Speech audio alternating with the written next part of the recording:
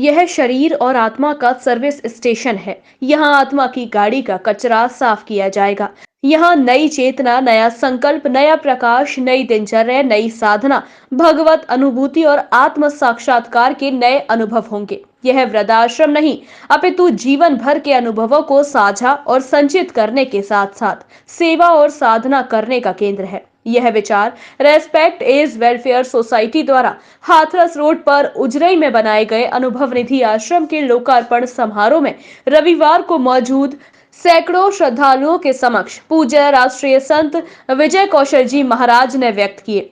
उन्होंने कहा कि अनुभव निधि आश्रम जीवित देवी देवताओं का मंदिर है। उन्होंने समझाया कि बड़े बुजुर्ग और माता पिता हमारे तीर्थ की तरह हैं। जब बेटा माँ के पास बैठ जाता है और उनका हालचाल पूछता है तो फिर माँ को किसी दवा की जरूरत नहीं पड़ती।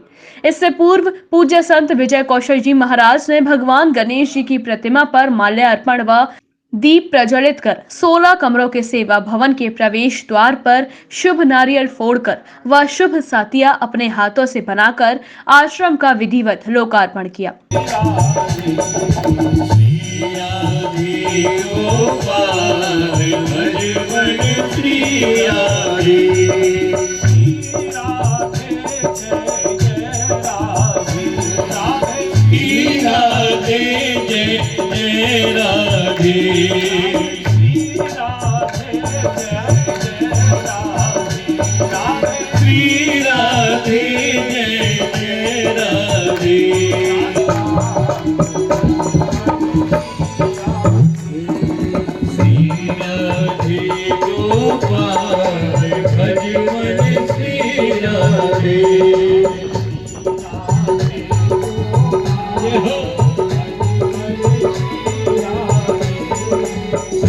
वो यहाँ आएंगे, अपने अनुभवों का एक संग्रह हम लोग करेंगे।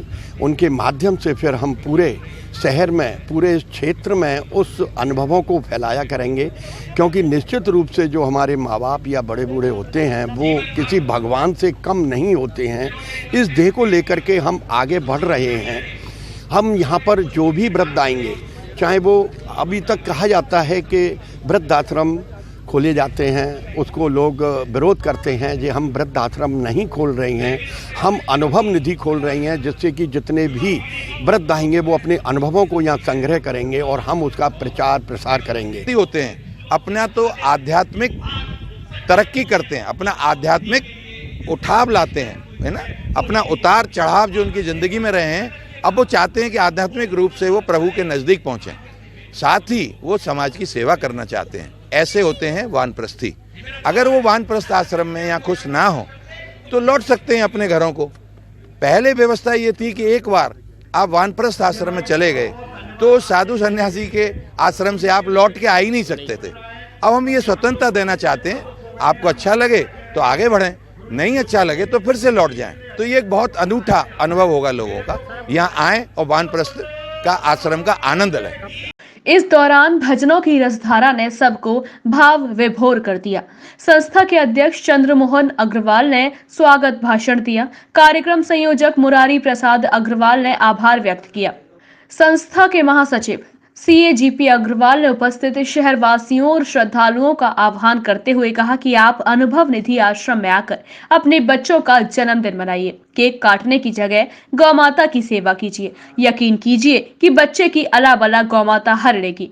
उन्होंने अनुभव निधि आश्रम के उद्देश्य बताते हुए कहा कि यह आश्रम उनका है जो रिश्तों की भीड़ में अकेले हैं। यहाँ अनुभवों के संचय से समाज को स्वास्थ्य, शिक्षा और संस्कार प्रदान किए जाएंगे। इसका उद्देश्य जैविक खेती और गोपालन को प्रोत्साहित करने के साथ साथ समाज निर्माण के लिए सत्संग का आयोजन करना भी है। इस दौरान कार्यक्रम में प्रमुख रूप से चंद्रमोहन अग्रवाल, CAGP अग्रवाल, विनय सिंघल, मुरारी प्रसाद अग्रवाल, राजेश अग्रवाल, सुरेश चंद्र अग्रवाल आदि लोग मौजूद रहे।